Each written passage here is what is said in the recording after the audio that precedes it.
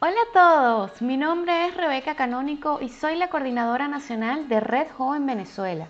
Estudié Sociología en la Universidad Central de Venezuela y hoy conversaremos un poco acerca de la inclusión social y la resolución de conflictos como agente de paz. Quería comenzar esta ponencia de una forma distinta, con una canción que se llama Iguales de Diego Torres. Esta nos habla del poder de la inclusión, del reconocimiento del otro. Quiero resaltar que hay una parte muy bonita de la canción que nos dice: siempre hay más de una versión de la película, otros modos de mirar, muchas formas de escribir y nadie tiene la verdad, las voces son infinitas. Esto nos llama a abrazar esas diferencias, a abrazar lo distinto y que debemos entender que los otros son como nosotros, que todos los seres humanos tenemos derecho a la igualdad. Podemos decir que todos somos iguales en el sentido de que todos somos distintos, aunque suene contradictorio. El reconocer al otro y sus diferencias, abrazar esas diferencias, es comprender que el otro es como nosotros, que somos iguales, que tenemos los mismos derechos y que debemos ser tratados como iguales. A niveles generales, la inclusión social es un proceso que garantiza que las personas que pertenecen a distintos grupos poblacionales tengan las mismas condiciones para participar en los procesos económicos y sociales de la comunidad sin exclusión alguna por su condición social, racial, sexual o étnica. El objetivo de la inclusión social es precisamente mejorar de manera integral las condiciones de vida de los individuos para ofrecerles las mismas oportunidades educativas, laborales y económicas de las que disfruta el resto de la sociedad. Hablamos de la inclusión social en muchísimos niveles. Yo les voy a mencionar solamente 4 por ahora. Se habla de un nivel educativo para garantizarle a las personas con algún tipo de discapacidad el mismo acceso a la educación. También se maneja en un nivel sociológico al hablar de la pobreza, de cómo incluir a las personas excluidas en el sistema de protección del Estado y las políticas públicas para superar el tema de esa pobreza, ya sea estructural o funcional.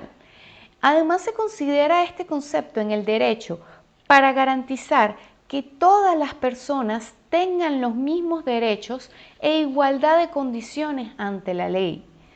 Y en un nivel más micro, también hablamos de la inclusión social en nuestro entorno. Quisiera que nos hiciéramos esta pregunta: ¿cuándo hemos juzgado a otras personas simplemente por pensar distinto a nosotros o por ser diferente a nosotros? Tenemos que entender que, como les comentaba al principio, el comprender al otro, el comprender el lugar de donde viene el otro, nos hace muchas veces comprender que nuestras diferencias nos hacen iguales e incluso podemos inclusive comprender de dónde viene esa persona. Debemos ser más abiertos al hecho de que una persona sea distinta a nosotros por eso mismo, porque no sabemos de dónde viene. Y en ese proceso de acercarnos y conocerlo, saber de dónde viene, es que estamos un paso más cerca de la inclusión. Entre los elementos de la inclusión social tenemos que implica identificar y minimizar las barreras para el aprendizaje y la participación. Como les mencionaba anteriormente, un sistema de educación inclusivo nos permite formar profesionales de calidad, donde se fomenten las potencialidades individuales de las personas y donde cada uno se sienta considerado y sea libre de participar. El reconocimiento del otro como individuo, pero también colectivamente. La inclusión social como tal se trata de considerar a cada persona en condiciones de igualdad, sin ningún prejuicio, de que pueda participar libremente, pero también debemos considerar la filosofía de que la libertad de un individuo termina donde empieza la del otro, como nos decía el filósofo Jean-Paul Sartre. La libertad no es libertinaje y debemos considerar siempre el bienestar de toda sociedad en general, del reconocimiento de la colectividad. La búsqueda del bienestar del otro, de todos, el nosotros, Es la máxima del filósofo Immanuel Kant, que nos propone una ética pública que exige el reconocimiento de las condiciones materiales de la vida a la vida justa y buena. No es una ficción literaria el bien compartido entre unos y otros. Es un deber para sí y para los otros, donde prime este sentido de comunidad, este sentido colectivo. Otro de los elementos es la cultura ciudadana y la democracia. Entendemos por cultura ciudadana la que atiende el bien común respetando la libertad individual. La inclusión social es la manera efectiva de participación en una democracia. Esta consiste en la implementación de políticas públicas encaminadas a la vinculación de todos los miembros de la sociedad para la participación de los beneficios que ésta adquiere. Su principal característica es que se desconoce la discriminación, además de procurar satisfacer todos los requerimientos sociales de los individuos y garantizar así un pueblo que se sienta identificado y por ende se sienta incluido y que participe en los procesos democráticos de un país. Si realizamos una mirada histórica del concepto de exclusión social, un antecedente previo a la denominación del concepto de exclusión es ubicado en las figuras clásicas de la sociología. No es que el término exclusión social surgiera junto con Durkheim o con Marx, sino que estos autores ya habían señalado expresiones que diagnosticaban los problemas de las sociedades de ese entonces. Por ejemplo, el concepto de desviado de Durkheim o alienado de Marx, si bien poseen posicionamientos epistémicos diferentes y explican ciertos fenómenos sociales, contienen incidencia en ese modelo explicativo que recubre la lógica de la exclusión social. El contexto histórico donde surge este concepto es el que acaeció en la Europa posguerra. Dentro de los factores que hacen posible la construcción de este concepto es la reestructuración de la sociedad posterior a la Segunda Guerra Mundial. Tales implicancias no solo ponen en juego en relación a lo económico, sino que existe una transformación del aparato público y un replanteamiento del Estado, ahora como un Estado benefactor. El concepto de exclusión social debe su origen en cierta medida a los cambios implantados en el modelo de desarrollo de la segunda mitad del siglo XX. Durante 1957, Joseph Brzezinski instaló el concepto de exclusión en relación al movimiento de ayuda a toda desgracia, enfocada a lo que se conocía como cuarto mundo. Tal concepto tenía la función de explicar la situación de los más pobres. No obstante, es René Lenoir en 1974 el que atribuye a asociar el concepto como un desplazamiento, que gravita en la postergación y apartamiento de los beneficios sociales y del mercado de trabajo. En Inglaterra, la discusión se hacía a través del concepto de infraclase, lo cual era un criterio de estratificación social que sería útil en aquel entonces para mencionar un fenómeno, el cual señalaba en síntesis que el excluido era resultado de factores estructurales y que su condición se debe a la inadaptación de él mismo hacia la sociedad. Para el caso de América Latina, es posible dentro de un plano histórico observar cómo las transformaciones de los modelos de desarrollo social, con un énfasis en el patrón de acumulación, dan señales de una fuerte crisis de los mecanismos de integración que a nivel global se han venido estructurando desde los años 50. Consecuencias de esa crisis se ubicaría la exclusión social y un bagaje de conceptos que se utilizan desde planos ético-políticos distintos para tratar de dar cuenta de los principales problemas que surgen en los modelos de desarrollo de las sociedades occidentales fundamentalmente. A partir de la década de los 50 en Latinoamérica, se trató de hacer un giro a las primeras décadas del siglo XX, tratando de estructurar un Estado desarrollista. A consecuencia de este giro, el aparato estatal y la fuerza de trabajo se vuelven puntos claves para lograr ese viraje, que otorgaba ciertos derechos sociales básicos tendientes a mejorar la calidad de vida de las poblaciones latinoamericanas, todo bajo la premisa de la modernización de las sociedades. Las décadas de 1970 y 1980 exhiben la imposición de un modelo de acumulación centrado en el mercado que pone en juego políticas sociales focalizadas en ciertos grupos de la población para contrarrestar las consecuencias y no las verdaderas causas de la exclusión. Las interpretaciones realizadas en torno al conjunto de personas que no se adaptaban al desarrollo del capitalismo como modelo generó una amplia discusión y por ende una fuerte crítica con propuestas analíticas implicadas al porqué de este verdadero problema social. A los pies de esta tensión y en un contexto social, cultural y político de alto dinamismo, las respuestas a tales problemas se encaminaban por ciertos senderos y las confusiones terminológicas generaban, digamos, dialécticas discursivas y juegos de lenguaje que hasta el día de hoy tienen cierta vigencia.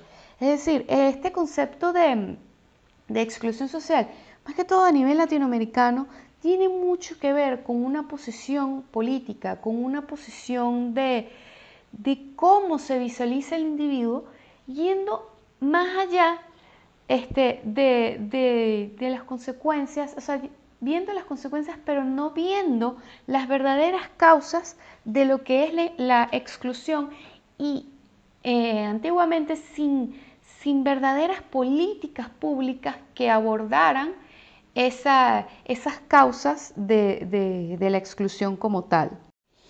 El valor de la dignidad del otro como punto de encuentro y reconocimiento en un nosotros es el principio esperanza de los valores éticos de los derechos humanos. En la Declaración Universal de los Derechos Humanos, uno de los elementos primordiales es la inclusión social. Quisiera mencionar solo 3 artículos que son esenciales para determinar la inclusión social como derecho humano. El artículo 1 nos dice: todos los seres humanos nacen libres e iguales en dignidad y derechos, y dotados como están de razón y conciencia, deben comportarse fraternalmente los unos con los otros. El artículo 2 nos dice: toda persona tiene todos los derechos y libertades proclamados en esta declaración, sin distinción alguna de raza, color, sexo, idioma, religión, opinión política o de cualquier otra índole, origen nacional o social, posición económica, nacimiento o cualquier otra condición.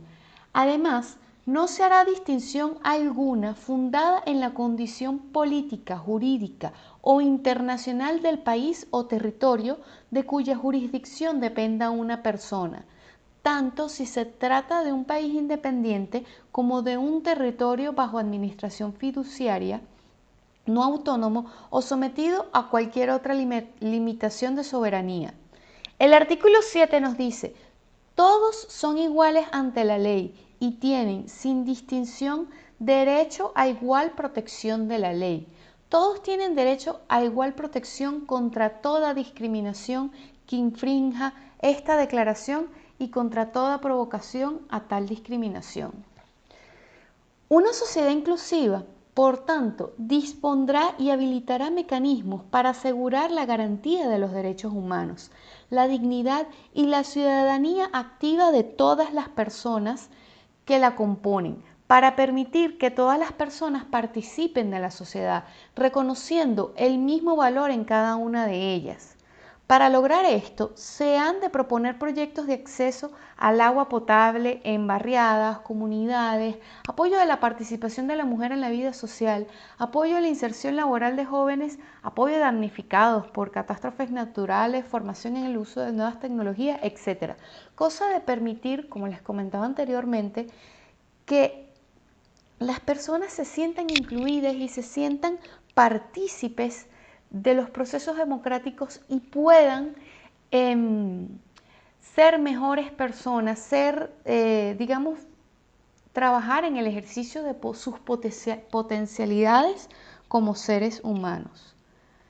En cuanto a los objetivos del desarrollo sostenible, la Organización de Naciones Unidas definió en el año 2016 17 objetivos de desarrollo sostenible, también conocidos como objetivos mundiales, con los que se pretende dar una orientación a las políticas públicas de cada país durante los próximos 15 años para avanzar como sociedad a nivel mundial. Estos objetivos se centran en esferas claves, incluyendo la mitigación de la pobreza, gobernabilidad democrática, consolidación de la paz, el cambio climático, riesgo de desastres, desigualdad económica, igualdad de género, el agua limpia, saneamiento universal y reducción de las desigualdades, los cuales tienen directa relación con la igualdad de oportunidades entre todos los seres humanos, ya que todos tenemos el mismo valor, independiente del género, nacionalidad, dinero o las discapacidades que podamos tener. Quisiera puntualizar algunos objetivos en los que el eje transversal es la inclusión social. El objetivo 1 nos habla del fin de la pobreza. El objetivo 2 nos habla del hambre cero, muy relacionado con el primero. El tercero nos habla de la educación de calidad. El octavo objetivo nos habla de trabajo decente y crecimiento económico, lo cual incluye ambientes laborales sanos que propicien la inclusión. El objetivo 10 nos habla de la reducción de las desigualdades y el 16avo nos habla de la paz, justicia e instituciones sólidas. Para regir la vida conforme a la ética es necesario poner en práctica una serie de valores fundamentales. La voluntad, la autonomía, la responsabilidad y la capacidad de dialogar son básicos para conseguir una convivencia más justa y mejor para las personas. Nuestro error ha sido querer que todos pensemos igual. Por eso yo pienso que el resultado del diálogo no necesariamente es el consenso, sino los acuerdos. Ese es el primer nivel y para eso hay que aprender a ceder.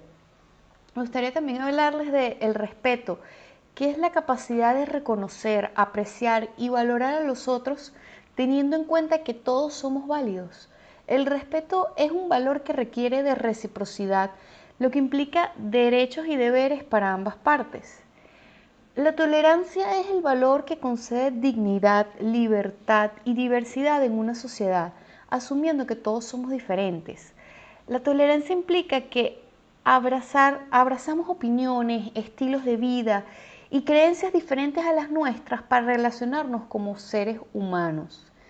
La convivencia es aquel valor mediante el cual las personas viven unas con las otras de manera tal que existe entre ellas respeto y confianza, asegurando así relaciones pacíficas. Es el coexistir pacíficamente los unos con los otros. La fraternidad es el reconocimiento absoluto del otro. Bajo su concepción cristiana, humanista o política, el hombre cree en la fraternidad, rompe las barreras de la inclusión, rechazando la discriminación y apuesta por generar relaciones que impliquen un camino de ida y otro camino de vuelta, esa reciprocidad de la que hablábamos. Dialogar es conversar con otras personas acerca de nuestras ideas, pensamientos y sentimientos. Nos permite crear y avanzar en las buenas, correctas y fructíferas relaciones, sean personales, sociales o profesionales. El diálogo es un valor fundamental para la convivencia, a pesar de que el refrán dice: hablando se entiende la gente. Lo importante del diálogo no es hablar, sino el entendimiento. Donde hay diálogo es más fácil que haya entendimiento, que se produzcan acuerdos y que ello facilite el desarrollo de un proyecto, de una actividad, una amistad o incluso una relación. Es por ello que la capacidad de los diálogos permite acercarnos a las personas, considerando e incluyendo sus ideas y pensamientos. La resolución de conflictos es el conjunto de conocimientos y habilidades puestos en práctica para comprender e intervenir en la resolución pacífica y no violenta de los enfrentamientos entre dos o más personas. Pero, ¿qué son los conflictos? Normalmente hablamos como si fuesen sinónimos de problemas y conflictos, pero es necesario describirlos muy brevemente para diferenciarlos. El problema es un estado de tensión o malestar que surge entre dos personas o más porque tienen los mismos intereses o contrarios intereses a los que no encuentran una solución compatible con igualdad entre ellos.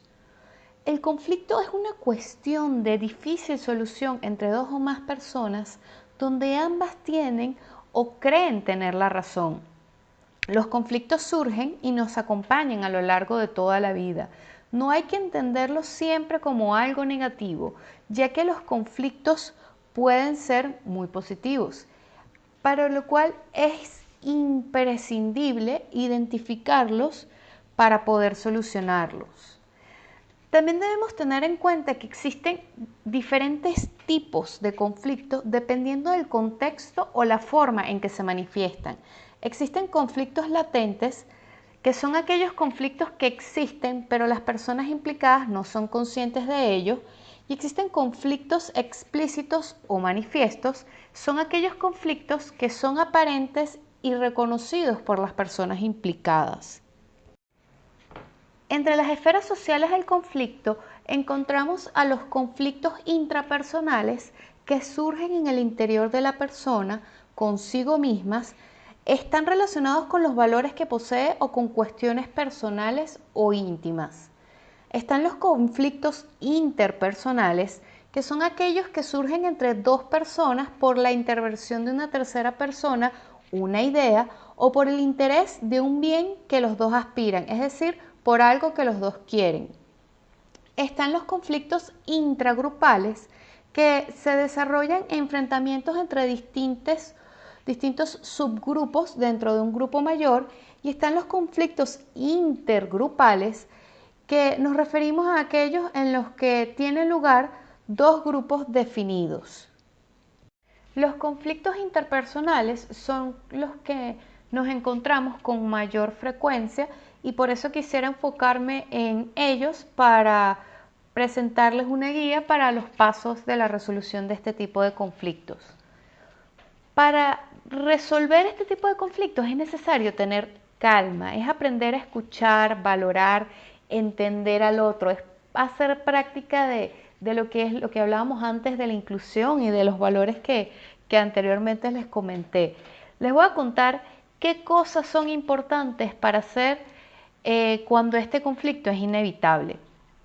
Primero, escuchar con atención, es mantener la calma y guardar silencio. Es importante que la otra persona sea escuchada, para eso está haciendo tanto alboroto. Si uno escucha con calma y atención, esta persona comenzará a bajar el tono de su voz y es importante hablar cuando haya un poco de calma. Si esa persona pregunta por qué no hablamos, es necesario responder que la estamos escuchando. No interrumpir.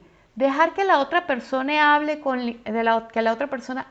libertad y que exprese toda la justificación del conflicto y del enojo. Debemos guardarle el beneficio de la duda. Tal vez tenga razón y estamos hablando antes de tiempo. Nuestro interlocutor quiere ser escuchado, demostrar su poder. Debemos permitírselo. Hay personas que no encuentran los canales para hacerse valer y se sienten ofuscadas y por ello gritan. Ponernos en su lugar. Pensemos por qué esa persona está así. Tal vez su trabajo es muy estresante o su vida no tiene el rumbo que quería. Pensar qué me pasaría a mí si estuviera así es practicar la empatía. Comprender a nuestro interlocutor nos ayudará a entender mejor la situación y a resolverla mejor. Reafirmar lo que el otro dice. Cuando podamos hablar, debemos decirle lo que entendimos que nos explicó. Es decir, lo que tú me quieres decir es, sí, entiendo claramente que me quieres decir. De esta manera, esa persona sabrá que sí la estamos escuchando y que le estamos prestando toda la atención. Muchas veces es solo eso lo que necesitan. Luego de llegar a un acuerdo sobre lo que el otro dice, podemos expresar nuestra opinión. Admitir que no tenemos la razón si es el caso. Admitir que nos equivocamos frente a los otros demuestra cuánta confianza tenemos en nosotros mismos. Muy pocos lo pueden hacer, nosotros debemos intentarlo.